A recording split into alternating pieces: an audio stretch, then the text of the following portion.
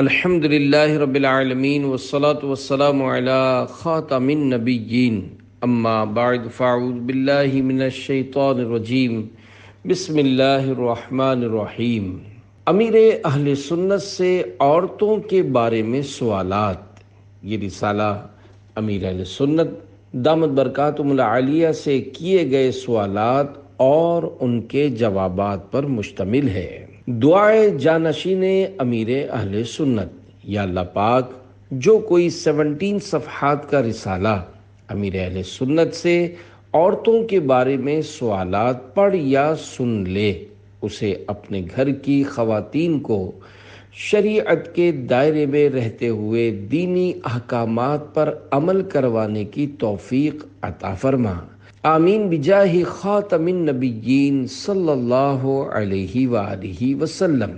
درود پاک کی فضیلت حضرت سیدنا سفیان بن عیینہ رضی اللہ عنہ فرماتے ہیں، میرا ایک اسلامی بھائی تھا، مرنے کے بعد میں نے اسے خواب میں دیکھ کر پوچھا، ما فعل اللہ بکا، یعنی اللہ پاک نے آپ کے ساتھ کیا معاملہ فرمایا؟ جواب دیا، اللہ پاک نے مجھے بخش دیا۔ میں نے پوچھا، کس عمل کے سبب؟ کہنے لگا، میں حدیث لکھتا تھا، جب بھی شاہ خیر الانام علیہ الصلاۃ والسلام کا ذکر خیر آتا، میں ثواب کی نیت سے صلی اللہ علیہ وسلم لکھتا، اسی عمل کی برکت سے میری مغفرت ہو گئی۔ صلو علی الحبیب صلی اللہ علی محمد۔ غیر محرم کے ساتھ بھائی بہن کا رشتہ بنانا کیسا؟ غیر محرم کے ساتھ منہ بولے بھائی بہن کا رشتہ بہت جلدی قائم ہو جاتا ہے۔ اگر اصلاح کی نیت سے سمجھایا جائے کہ ایسا کرنا مناسب نہیں ہے تو جواب ملتا ہے کہ یہ تو میرے بیٹے جیسے ہیں یا یہ تو میرے بھائی جیسے ہیں۔ کیا اسلام میں اس طرح غیر محرم سے بھائی بہن کا رشتہ بنانا جائز ہے؟ جواب، غیر محرم کو بھائی یا بہن بنانے کی ضرورت نہیں ہے، قرآن کریم نے ویسے ہی بنا دیا ہے، چنانچہ ارشاد ہوتا ہے، انما المؤمنون اخوۃ، پارہ 26 سورۃ الحجرات آیت نمبر 10۔ ترجمہ کنز الایمان، مسلمان بھائی ہیں تو یوں ہر مسلمان عورت مسلمان مرد کی بہن ہے، لیکن چونکہ نامحرم ہے اس لیے پردہ فرض رہے گا، اور اگر منہ بولے بھائی بہن بن بھی گئے تب بھی پردہ ختم نہیں ہوگا۔ منہ بولے بھائی بہن بنانے کا نقصان یہ ہوگا کہ بے تکلفی اور بد نگاہی بڑھے گی اور نہ ہونے کا ہو جائے گا۔ عورت کے لیے قرآن کریم میں یہ حکم ہے کہ وہ غیر مرد سے ایسی نرم اور لوچ دار گفتگو نہ کرے جس سے دل کا روگی اور گندے ذہن والا للچائے۔ ان اتقیتن فلا تخضعن بالقول فیطمع الذی فی قلبہ مرض وقلن قولا معروفا، پارہ 22 سورۃ الاحزاب آیت نمبر 32۔ ترجمہ کنز الایمان، اگر اللہ سے ڈرو تو بات میں ایسی نرمی نہ کرو کہ دل کا روگی کچھ لالچ کرے، ہاں اچھی بات کہو۔ اس لیے عورت کو چاہیے کہ غیر مرد سے بات کرنی پڑے تو ایسی آواز رکھے جس میں نرمی اور لچک نہ ہو، بالکل سادہ اور نارمل ہو، نہ مسکرائے، نہ ہنسے اور نہ ہی ایسی لفٹ دے کہ جس سے اگلا آزمائش میں مبتلا ہو۔ البتہ ایسا انداز نہ ہو کہ سامنے والے کو غصہ آ جائے اور وہ جھگڑا کرنے لگے۔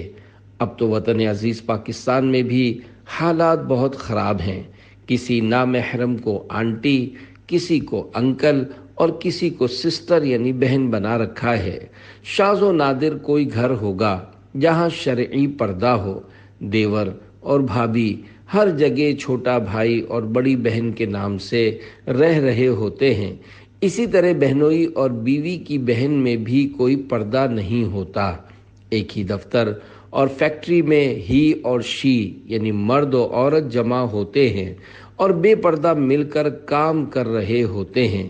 اب تو سیلز گرلز یعنی سامان بیچنے کی ملازمت کرنے والی عورتیں بھی آ چکی ہیں، اور بسوں میں کنڈکٹر کے طور پر عورتیں کام کرنے لگی ہیں۔ اللہ پاک حفظ و امان میں رکھے۔ اسلامی بہنوں کا واٹس ایپ استعمال کرنا کیسا؟ سوال: کیا اسلامی بہنیں مدنی کاموں کی خاطر رابطہ کرنے کے لیے واٹس ایپ پر صوتی پیغام دے سکتی ہیں؟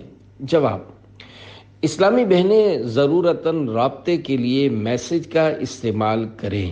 کسی بھی اسلامی بہن کو واٹس ایپ پر صوتی پیغام یعنی آڈیو میسج دینے کی مدنی مرکز کی طرف سے اجازت نہیں، حتیٰ کہ اگر سامنے والی بھی اسلامی بہن ہو، جب بھی اپنی آواز میں پیغام ریکارڈ کر کے نہ بھیجیں، اس لیے کہ یہاں یہ اندیشہ موجود ہے کہ اس اسلامی بہن کے گھر کے مردوں تک یہ آواز پہنچ جائے۔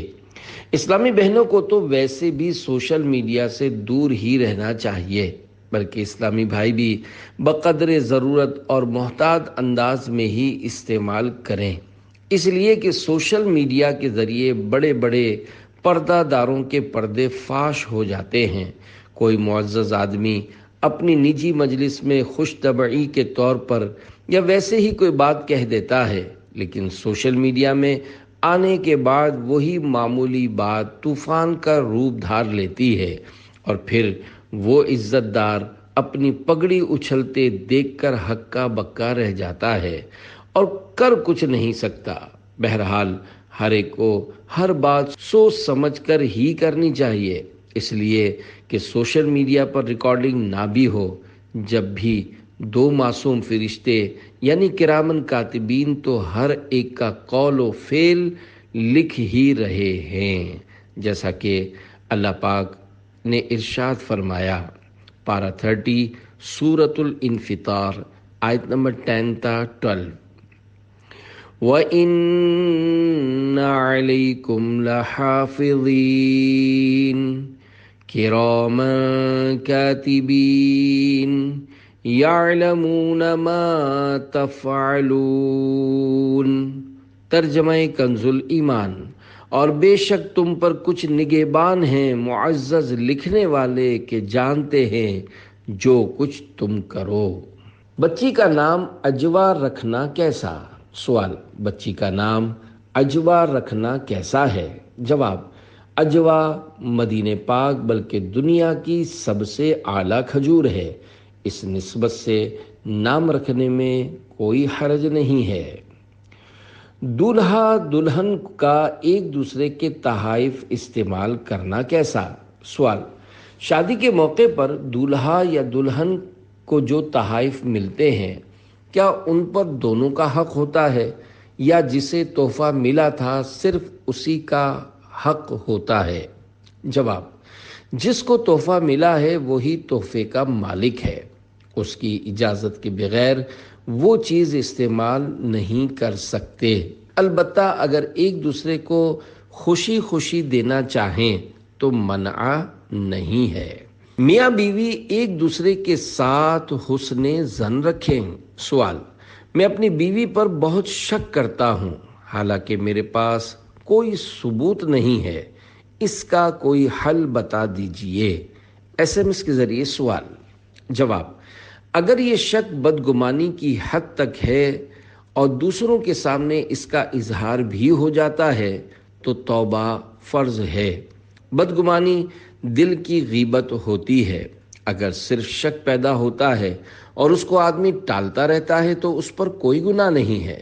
بدگمانی سے بچنا ہی ہوگا، کیونکہ حدیث پاک میں ہے، حسن الظن من حسن العبادتی، یعنی مسلمان کے بارے میں اچھا گمان اچھی عبادتوں میں سے ہے، اس لیے اچھا گمان رکھنا ہی پڑے گا، یہ لازم ہے۔ بلکہ اعلیٰ حضرت امام احمد رضا خان رحمۃ اللہ علیہ فرماتے ہیں، مومن کے معاملے کو اچھے پہلو پر محمول کرنا واجب ہے، یعنی مسلمان کی کسی بات پر گناہ بھرا پہلو گھسیٹ کر نہیں لانا چاہیے، بلکہ لازم ہے کہ اچھا پہلو تلاش کرے، اور اگر اچھا پہلو ملتا ہے تو اسی کو اوکے کرے۔ بخاری شریف میں حضرت سیدنا عیسیٰ علیہ السلام کی ایک حکایت ہے۔ سرکار مدینہ صلی اللہ علیہ وآلہ وسلم نے ارشاد فرمایا، حضرت عیسیٰ علیہ السلام نے کسی کو چوری کرتے دیکھا تو اس سے فرمایا، اے آدمی، تو نے چوری نہیں کی؟ اس نے کہا، واللہ، یعنی اللہ کی قسم، میں نے چوری نہیں کی۔ جب اس شخص نے قسم کھائی تو آپ پر خوف خدا کا غلبہ ہو گیا اور آپ نے فرمایا، میری آنکھوں نے دھوکہ کھایا ہے۔ یہ کتنا بڑا کمال معاملہ ہے کہ ایک مومن خدا کی قسم کھا رہا ہے تو پھر میں کیسے کہہ دوں کہ یہ تو جھوٹی قسم کھا رہا ہے۔ اس میں ہمارے لیے درس ہے کہ جتنا ہو سکے حسن ظن ہی رکھنا ہے۔ مثلا ہم نے کسی کو 100 کا گرا ہوا نوٹ اٹھاتے ہوئے دیکھا تو یہ سوچنے کے بجائے کہ یہ چوری کر رہا ہے، یہ سوچیں کہ اسی کا ہوگا اور گر گیا ہوگا۔ اگر حسن ظن کا پہلو نکل سکتا ہے تو نکالا جائے۔ مومن کے بارے میں اچھا گمان قائم کرنا چاہیے، اور میاں بیوی کو تو اچھا گمان رکھنے کی زیادہ ضرورت ہے کہ تب ہی گھر چلے گا، ورنہ گھر ٹوٹ جائے گا، کیونکہ شک کی بنیاد پر طلاق ہو جاتی ہے۔ میں نے ایسا دیکھا ہے، ایک شخص تھا، اسے بھی اپنی بیوی پر بڑا شک تھا۔ اس کے بھائی نے مجھے اس سے ملوایا، میں نے اسے بہت سمجھایا، لیکن وہ بولا کہ میرا شک ختم ہی نہیں ہوتا۔ بالآخر اس نے بیچاری کو 3 طلاقیں دے دیں۔ اگر وہ واقعی کچھ غلط کر بھی رہی ہے تو اس بارے میں قیامت کے دن آپ سے تو نہیں پوچھا جائے گا۔ آپ تو حسن ظن ہی رکھیں۔ اگر بیوی بالکنی میں کھڑی ہوئی ہے تو یہ بدگمانی کیوں کر رہے ہیں کہ سامنے والے گھر میں جو رہتا ہے اس سے نظر بازی کرتی ہے یا اس سے اس کی ترکیب بنی ہوئی ہے، حالانکہ اس بیچاری کو اس بات کا پتہ بھی نہیں ہوگا۔ اسی طرح بیوی بھی شوہر کے بارے میں بدگمانی نہ کرے کہ یہ فلاں سے ترکیب کرتا ہے، فون پر لمبی لمبی باتیں اسی سے کرتا ہے، اس چڑیل سے اس کا رابطہ ہے، اسی سے لگا رہتا ہے۔ اب جس بیچاری کو یہ چڑیل کہہ رہی ہے اس کو خواب میں بھی پتہ نہیں ہوتا شوہر اپنے کسی دوست سے کوئی کاروباری بات کر رہا ہوتا ہے اور یہ سمجھ رہی ہے کہ اس سے بات کر رہا ہے۔ اس طرح شیطان لڑائیاں کرواتا ہے۔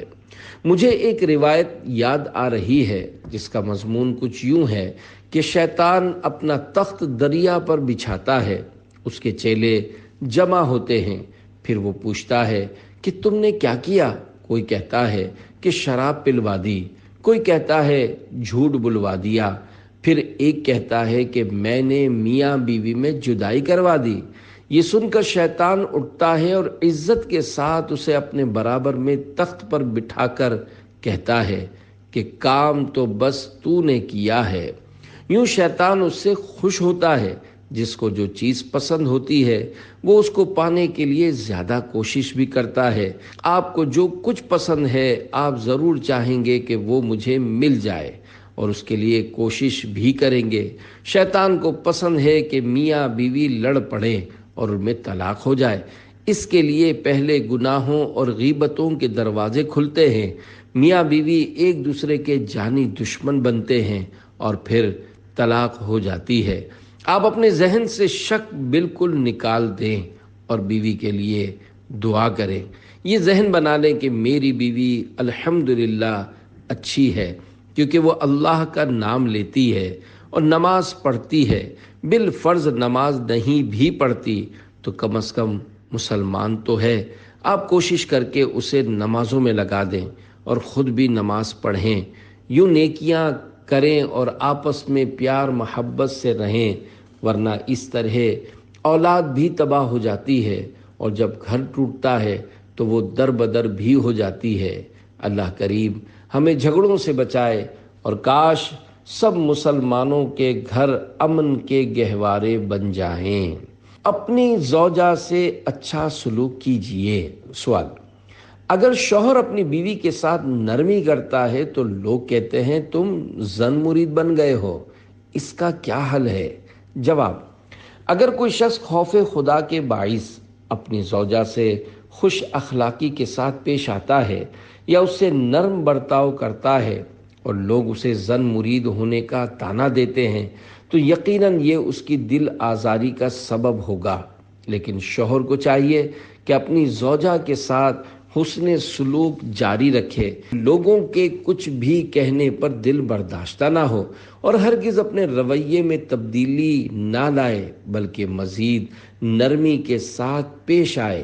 فی زمانہ لوگوں کے انداز یکسر بدل چکے ہیں، خصوصاً اپنی زوجہ کے ساتھ ان کا رویہ انتہائی ناگفتہ بے ہوتا جا رہا ہے۔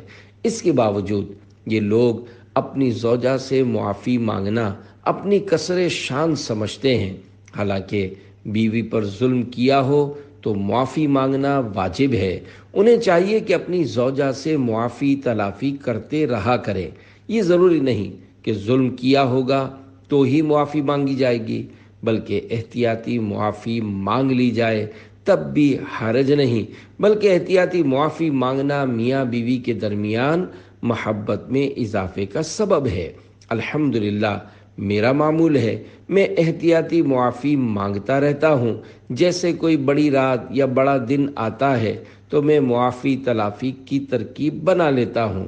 اس سے ہرگز کسی کی شان میں کمی نہیں آتی اور نہ ہی کسی کی عزت کم ہوتی ہے۔ کیا طلاق کا سوچنے سے طلاق ہو جاتی ہے؟ سوال: کیا طلاق کے بارے میں سوچنے سے طلاق ہو جاتی ہے؟ فیس بک کے ذریعے عبد الرشید کا سوال۔ جواب: جی نہیں، طلاق کا سوچنے سے طلاق نہیں ہوتی۔ اعلیٰ حضرت امام احمد رضا خان رحمۃ اللہ علیہ فرماتے ہیں، دل میں طلاق دینے سے نہیں ہوتی جب تک زبان سے نہ کہے۔ طلاق کے مسائل کے متعلق مدنی مذاکرے میں سوالات نہ کیے جائیں، اس کے جوابات یہاں نہیں دیے جاتے۔ بعض اوقات آدمی آٹی مار کر کچھ پوچھ لیتا ہے اور جا کر کچھ کا کچھ کر دیتا ہے، اس لیے دارالافتاء اہل سنت فریقین کو بلاتا ہے اور دونوں کی سن کر پھر طلاق کے تعلق سے فیصلہ دیتا ہے۔ شادی کے بعد شوہر کا نام اپنے نام کے ساتھ لگانا کیسا؟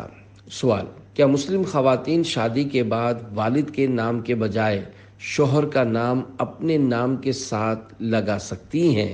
SMS کے ذریعے سوال۔ جواب: اس میں شرعاً حرج نہیں ہے، لیکن رسک یعنی خطرہ بڑا ہے کہ اگر گھر نہ چلا اور شوہر نے 1 2 3 کر دیا یعنی طلاق دے دی تو اب کس کا نام لگائے گی؟ اس لیے باپ کا نام لگانے میں ہر صورت میں عافیت ہے۔ آج کل تو عورت اپنے شوہر کے نام سے ہی پہچانی جاتی ہے کہ یہ مسز فلاں ہیں۔ اگر شوہر نے 1 2 3 کر دیا تو مسز کیسے کہے گی، بلکہ پھر تو اس کے نام سے نفرت ہو جائے گی، جبکہ باپ ہی رہتا ہے اور اس سے نفرت بھی نہیں ہوتی۔ میک اپ کیا ہو تو وضو ہو جاتا ہے؟ سوال: اگر میک اپ کیا ہوا ہو تو وضو ہو جاتا ہے؟ سوشل میڈیا کے ذریعے سوال۔ جواب: اگر کوئی ایسی چیز ہے جس کا جرم یا تہ جمی ہوئی ہے اور پانی اس کے نیچے نہیں بہتا تو وضو نہیں ہوگا۔ اگر بالکل تیل کی طرح چپڑی ہوئی ہے جس کی تہ نہیں ہے اور پانی بہہ جاتا ہے تو وضو ہو جائے گا۔ اگر گھی کی تہ جمی ہوئی ہے تو وضو نہیں ہوگا، کیونکہ اس کے نیچے پانی نہیں بہے گا۔ البتہ اگر گھی بھی تیل کی طرح ہے اور جمع ہوا نہیں ہے تو وضو ہو جائے گا۔ کوئی ایسی چیز اعضائے وضو پر نہیں ہونی چاہیے جس کا جسم ہو اور وہ اکھڑتی ہو، جیسے پپڑی اکھڑتی ہے۔ کیا گھر کی باتیں دوسروں کو بتانی چاہیے؟ سوال: کیا گھر کی باتیں دوسروں کو بتانی چاہیے؟ ایک بچے کا سوال۔ جواب: اچھے بچے گھر کی بات باہر نہیں کرتے اور دوسروں کے گھر کے حوالے سے سوالات بھی نہیں کرتے۔ اسی طرح کے سوالات کے جواب میں بعض اوقات یا تو گھر کے پول کھلتے ہیں یا بندہ جھوٹ بولتا ہے۔ دونوں صورتوں میں نقصان ہے، اس لیے بغیر ضرورت سوالات نہیں کرنے چاہیے۔ بعض لوگ طرح طرح کے سوالات کرتے ہیں، مثلا بہنیں کتنی ہیں، بیٹیاں کتنی ہیں، بیٹے کتنے ہیں، شادی کس کس کی ہوئی ہے، بچے کس کس کے ہیں، شادی نہیں ہوئی تو کیوں نہیں ہوئی، کوشش کر رہے ہیں، عمر بڑی ہو گئی ہے، جلدی شادیاں کرواؤ وغیرہ۔ اس طرح کے سوالات معاشرے میں بہت زیادہ کیے جاتے ہیں۔ عورتیں مل کر بیٹھیں گی تو ان کے الگ ٹاپکس یعنی موضوعات ہوں گے، مرد مل کر بیٹھیں گے تو ان کے الگ ٹاپکس ہوں گے، دوستوں کے الگ ٹاپکس ہوں گے اور بچوں کے الگ ٹاپکس ہوں گے۔ یوں مختلف ٹاپکس پر پنچایتیں کرتے رہتے ہیں اور سوالات پوچھتے رہتے ہیں۔ ایسا نہیں ہونا چاہیے، صرف کام کی بات کرنی چاہیے۔ قیامت کے دن ایک ایک لفظ کا حساب ہوگا۔ حکیم الامت مفتی احمد یار خان نعیمی رحمۃ اللہ علیہ نے بڑی پیاری حکایت نقل کی ہے کہ ایک شخص تھا جس کی اپنی بیوی کے ساتھ مسائل تھے۔ اس کے دوست نے پوچھا کیا مسئلہ ہے؟ اس نے جواب دیا کہ گھر کی بات باہر کرنا اچھی بات نہیں ہے، یہ کمینہ پن ہے کہ بندہ میاں بیوی کی باتیں باہر کرے۔ جب میاں بیوی کا جھگڑا بڑھا تو بالآخر طلاق ہو گئی۔ اب اس کے دوست نے کہا کہ اب تو تمہاری طلاق ہو گئی ہے، اب تو بتاؤ مسئلہ کیا تھا؟ اس نے جواب دیا کہ بھائی وہ میرے لیے بالکل ایک غیر عورت ہو گئی ہے اور میں غیر عورتوں کے چکر میں نہیں پڑتا۔ یوں اس شخص نے اپنی جان چھڑائی۔ ایسے سمجھدار آدمی اب معاشرے میں کتنے ہیں؟ یا تو گھر ٹوٹنے سے پہلے ہی ہزار غیبتیں، ہزار تہمتیں اور ہزار جھوٹ بولے جاتے ہیں، گناہوں کا سلسلہ الگ شروع ہو جاتا ہے، جس کے بعد گھر ٹوٹتا ہے اور تباہی مچتی ہے۔ دونوں طرف سے اتنے گناہ کیے جاتے ہوں گے کہ الامان والحفیظ۔ اللہ کریم ہم کو سچ بولنے کی توفیق عطا فرمائے۔ ہر سچی بات دوسروں کو بولنے کی بھی نہیں ہوتی، کیونکہ کسی میں واقعی عیب ہوتا ہے اور یہ بتانا سچ بھی کہلائے گا، لیکن اس میں عیب کھولنا پایا جائے گا جو گناہ کی صورت ہے۔ اللہ پاک ہمیں اس سے بچنے کا بھی ذہن نصیب کرے۔ عورتوں کو دوڑنے کا حکم نہ دینے میں حکمت۔ سوال: دوران سعی میلین اخضرین میں عورتوں کو دوڑنے کا حکم نہیں دیا گیا، اس میں کیا حکمت ہے؟ حالانکہ حضرت سیدتنا ہاجرہ رضی اللہ عنہا تو دوڑی تھیں۔ جواب: حضرت سیدتنا ہاجرہ رضی اللہ عنہا بے قراری اور اضطراب کے سبب دوڑی تھیں اور اللہ پاک کے کرم سے ان کی یہ ادا صرف مردوں کے لیے باقی رکھی گئی اور عورتوں کو اس سے مستثنی قرار دیا گیا۔ عورتیں چونکہ عام طور پر کمزور ہوتی ہیں، شاید اس لیے انہیں دوڑنے کا حکم نہیں دیا گیا۔ اگرچہ میں نے عورتوں کو نہ دوڑنے کی حکمتیں کسی کتاب میں نہیں پڑھیں، مگر ایک حکمت پردہ بھی سمجھ میں آتی ہے کہ اگر عورتیں دوڑیں گی تو ان کے اعضاء ہلیں گے، جس کے باعث معاذ اللہ غیر مردوں کے لیے بدنگاہی کا سامان ہوگا۔ یاد رکھیے، شریعت کا کوئی بھی حکم حکمت سے خالی نہیں ہوتا، اور سب سے بڑی حکمت اللہ پاک اور اس کے پیارے حبیب صلی اللہ علیہ وآلہ وسلم کا کسی کام کے کرنے یا نہ کرنے کا حکم دینا ہے۔ اسلامی بہنوں کو اپنی آئی ڈی بنانا کیسا؟ سوال: کئی عورتیں انٹرنیٹ پر بنت عطار اور کنیز عطار وغیرہ ناموں سے اپنی فیس بک آئی ڈی اور پیج بناتی ہیں، جس کے باعث کئی غلط رابطے قائم ہو جاتے ہوں گے۔ کیا ان کا ایسا کرنا درست ہے؟ جواب: عورتوں کو سورہ نور کی تعلیم دینے کا حکم دیا گیا ہے اور سورہ یوسف کی تفسیر پڑھانے سے منع کیا گیا ہے کہ اس میں ایک عورت کے مکر کا ذکر ہے۔ چنانچہ میرے آقا اعلی حضرت امام اہل سنت مولانا شاہ امام احمد رضا خان رحمۃ اللہ علیہ فرماتے ہیں، صحیح حدیث سے ثابت ہے کہ لڑکیوں کو سورہ یوسف کا ترجمہ و تفسیر نہ پڑھائیں کہ اس میں مکر زنا یعنی عورتوں کے دھوکہ دینے کا ذکر فرمایا ہے۔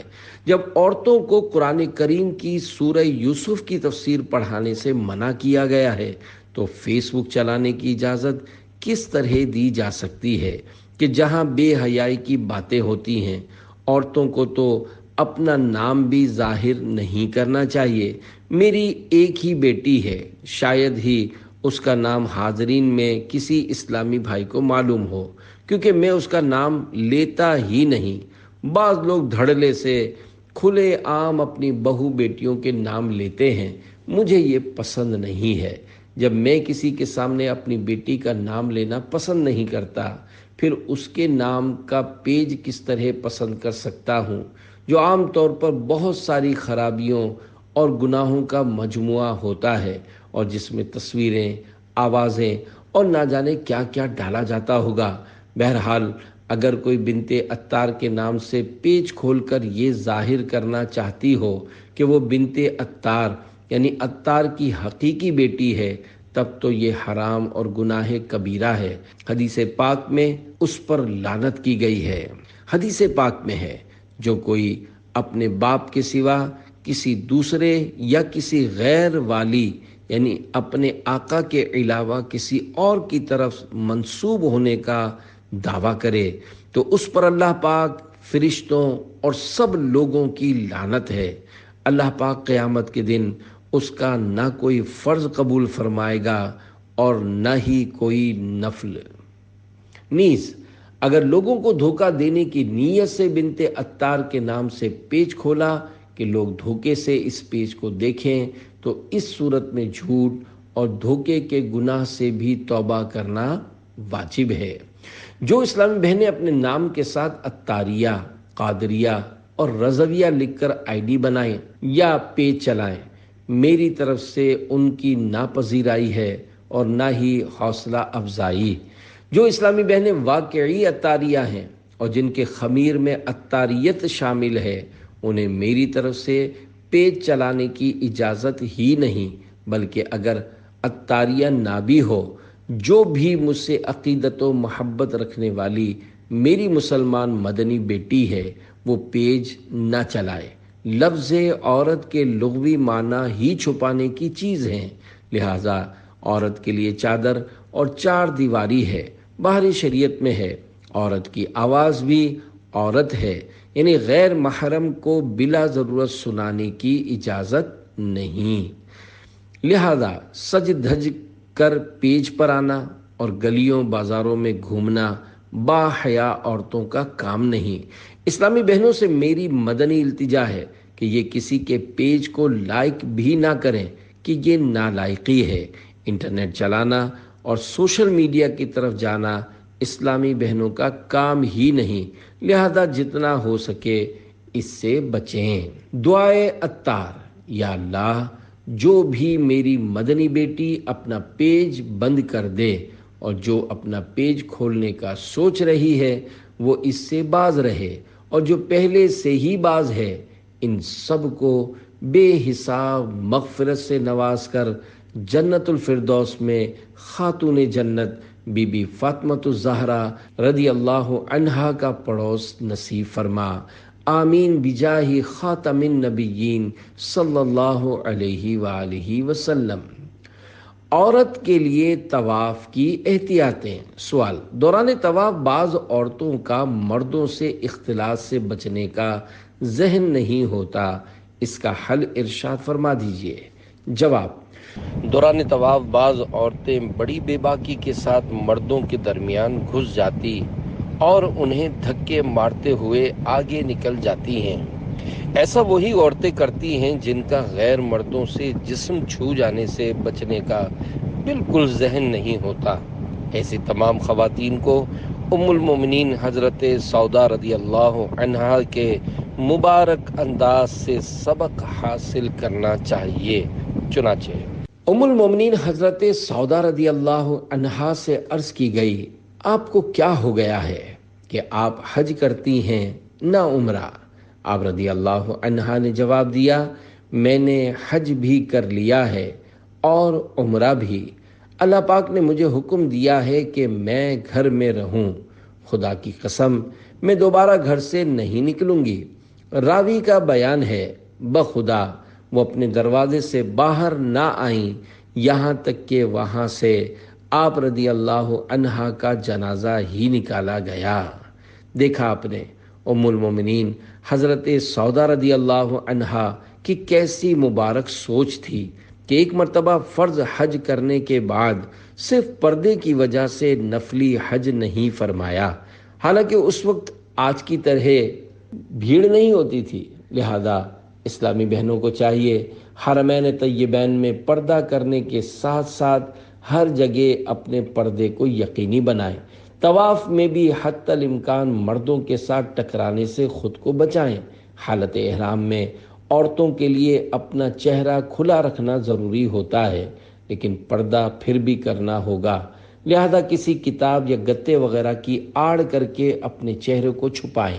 بعض اسلامی بہنیں ایسی ٹوپی کیپ پہنتی ہیں جس کے آگے کپڑا لٹکا ہوتا ہے، اس سے بھی پردہ تو ہو جائے گا، لیکن اس میں یہ مسئلہ ہے کہ پسینہ پونچھتے وقت یا ہوا چلنے کی وجہ سے وہ کپڑا جب جب چہرے سے چپکے گا تو کفارہ لازم آئے گا، لہذا اس پریشانی سے بچنے کے لیے گتے یا کتاب وغیرہ کی آڑ سے چہرہ چھپانا بہتر ہے۔ کیا میاں بیوی جنت میں یکجا ہوں گے؟ سوال، کیا میاں بیوی دونوں جنت میں ایک ساتھ رہیں گے؟ جواب، جی ہاں، اگر میاں بیوی کا خاتمہ ایمان پر ہوا تو یہ دونوں جنت میں ساتھ رہیں گے۔ اگر ان میں سے کسی کا معاذ اللہ ایمان سلامت نہ رہا تو دوزخ اس کا ٹھکانہ ہوگا، اور جو جنت میں جائے گا اس کا کسی دوسرے جنتی سے نکاح ہو جائے گا۔ جنت میں جانے والے کو اپنے دوسرے فریق کے بچھڑنے کا کوئی غم و صدمہ بھی نہیں ہوگا، کیونکہ جنت غم اور صدمے کا مقام نہیں۔ 10 بیویوں کی کہانی کی شرعی حیثیت۔ سوال، اگر کسی نے منت مانی کہ میرا فلاں کام ہو جائے تو میں 10 بیویوں کی کہانی پڑھواؤں گی، تو ان سے کہا جائے کہ یہ منت پوری کرنا ضروری نہیں ہے، یہ کہانیاں من گھڑت ہیں، ان کی جگہ قرآن شریف کا ختم کروا لیں یا چند قرآنی سورتیں پڑھوا لیں۔ تو وہ کہتی ہیں کہ میں نے منت مانی ہے، اگر پوری نہ کی تو دل میں طرح طرح کے وسوسے آئیں گے، ان کو کس طرح سمجھایا جائے؟ جواب، شرعی مسئلہ یہ ہے کہ اگر کسی ناجائز کام کی منت مانی تو اسے پورا کرنا بھی ناجائز ہے، اس کو پورا نہیں کیا جائے گا، لہذا 10 بیویوں کی کہانی سننے یا پڑھنے کی منت مانی تو اس کی جگہ سورہ یاسین شریف پڑھنا بھی ضروری نہیں ہوگا۔ ہاں، اگر کوئی پڑھتا ہے تو اچھی بات ہے، البتہ 10 بیویوں کی کہانی کی مانی ہوئی منت پوری نہ کی جائے۔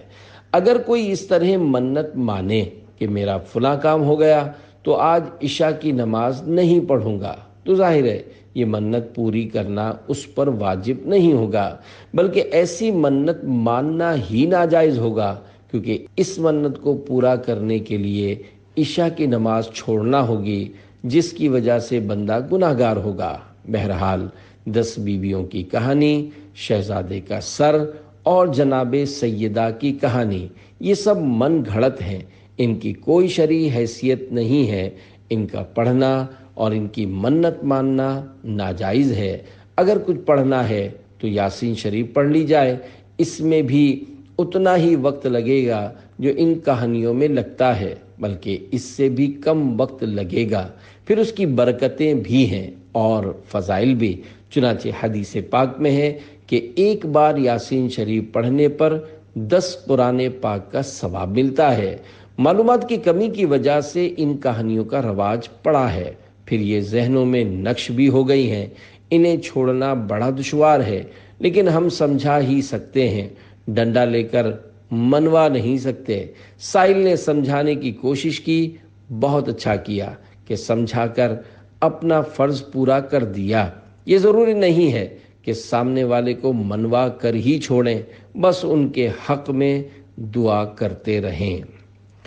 کیا شوہر کی اجازت کے بغیر بیوی گھر سے جا سکتی ہے؟ سوال، کیا عورت کا اپنے شوہر کی اجازت کے بغیر کہیں جانا جائز ہے؟ اگر اسے روکا جائے تو وہ کہتی ہے کہ میں نے حق مہر معاف کر دیا تھا، اس لیے اجازت لینا ضروری نہیں ہے، اس حوالے سے رہنمائی فرما دیجیے۔ جواب، عورت کو بلا عذر شرعی بغیر اجازت گھر سے نکلنے کی شرعاً اجازت نہیں ہے۔ امیر اہل سنت دامت برکاتہم العالیہ کے قریب بیٹھے ہوئے مفتی صاحب نے فرمایا، عورت ہفتے میں 1 مرتبہ اپنے والدین سے ملنے کے لیے جا سکتی ہے۔ اس میں شرعاً شوہر کی اجازت لینا ضروری نہیں ہے، لیکن پھر بھی بہتر یہی ہے کہ شوہر کی اجازت سے ہی جائے۔ اسی طرح محارم یعنی قریبی رشتہ دار جیسے بھائی بہن وغیرہ سے سال میں 1 مرتبہ شوہر کی اجازت کے بغیر ملنے جا سکتی ہے، لیکن اجازت لے کر ہی جانا چاہیے تاکہ گھر کا ماحول اچھا رہے۔ عورت کی آنکھ پھڑکنے سے شگون لینا کیسا؟ سوال: جب عورت کی سیدھی یا الٹی آنکھ پھڑکے تو کیا ہوتا ہے؟ جواب: مرد یا عورت کسی کے بھی سیدھی یا الٹی آنکھ پھڑکنے سے کچھ نہیں ہوتا۔ یہ عوام کی باتیں ہیں کہ الٹی آنکھ پھڑکنے میں بدشگونی اور بری فال لیتے ہیں، حالانکہ بری فال لینا ناجائز ہے۔ بدشگونی لینا حرام اور نیک فال یا اچھا شگون لینا مستحب ہے۔ مزید معلومات کے لیے مکتبۃ المدینہ کی 128 صفحات پر مشتمل کتاب بدشگونی کا مطالعہ کیجیے۔ اس کتاب میں اتنی معلومات ہیں کہ اسے پڑھنے کے بعد آپ کی آنکھیں کھل جائیں گی اور آپ حیران رہ جائیں گے کہ ابھی تک یہ مسائل مجھے معلوم ہی نہیں تھے۔ دولہا دلہن کے سلامی لینے کی جائز اور ناجائز صورت۔ سوال: کیا دولہا دلہن کا اکٹھے بیٹھ کر رشتہ داروں سے سلامی لینا جائز ہے، جبکہ اس دوران مووی اور تصاویر بھی بنتی ہیں اور دولہا دلہن غیر محرم سے بھی سلامی لیتے ہیں؟ جواب: سوال میں جو صورت پوچھی گئی ہے یہ تو ناجائز ہے کہ نامحرم وہاں موجود ہیں اور دولہا دلہن ان سے مل کر سلامی لے رہے ہوتے ہیں۔ دلہن نامحرم مردوں کے سامنے ہو اور دولہا کے سامنے نامحرم عورتیں ہوں اور یہ آپس میں لین دین مذاق مسخری کر رہے ہوں، بد نگاہی کا ماحول ہو اور میوزک بھی چل رہا ہو، تو اس طرح کا ماحول بنانا گناہ ہے۔ ہاں، اگر صرف گھر کے محارم مثلاً ماں بہنیں بیٹھی ہیں اور تحائف کا لین دین ہو رہا ہے اور وہاں کوئی نامحرم نہیں اور نہ ہی گانے باجے وغیرہ کوئی بیہودہ حرکت ہو تو پھر جائز ہے۔ نامحرم کی چھینک اور سلام کا جواب دینے کی صورتیں۔ سوال: اگر کسی نامحرم کو چھینک آئے تو کیا اس کا جواب دینا چاہیے؟ سیال کوٹ سے سوال۔ جواب: بار شریعت جلد 3 صفحہ 477 پر ہے، عورت کو اگر چھینک آئی، اگر وہ بوڑھی ہے تو مرد اس کا جواب دے، اگر جوان ہے تو اس طرح جواب دے کہ وہ نہ سنے۔ مرد کو چھینک آئی اور عورت نے جواب دیا، اگر جوان ہے تو مرد اس کا جواب اپنے دل میں دے اور بوڑھی ہے تو زور سے جواب دے سکتا ہے۔ اسی میں صفحہ 461 پر ہے، مرد اور عورت کی ملاقات ہو تو مرد عورت کو سلام کرے، اور اگر عورت اجنبیہ نے یعنی نامحرم عورت نے مرد کو سلام کیا اور وہ بوڑھی ہو تو اس طرح جواب دے کہ وہ بھی سنے، اور وہ جوان ہو تو اس طرح جواب دے کہ وہ نہ سنے۔ حسن اخلاق کا زیادہ حقدار کون؟ ایک شخص رحمت عالم نور مجسم صلی اللہ علیہ وآلہ وسلم کی بارگاہ میں حاضر ہو کر عرض گزار ہوا، یا رسول اللہ صلی اللہ علیہ وآلہ وسلم، میرے حسن اخلاق کا زیادہ حقدار کون ہے؟ ارشاد فرمایا، تمہاری ماں۔ اس نے دوبارہ عرض کی، اس کے بعد کون؟ ارشاد فرمایا، تمہاری ماں۔ تیسری بار عرض کی، اس کے بعد کون؟ تو آپ صلی اللہ علیہ وآلہ وسلم نے اس مرتبہ بھی یہی ارشاد فرمایا، تمہاری ماں۔ اس نے پھر عرض کی، اس کے بعد کون؟ تو آپ صلی اللہ علیہ وآلہ وسلم نے ارشاد فرمایا، تیرا باپ۔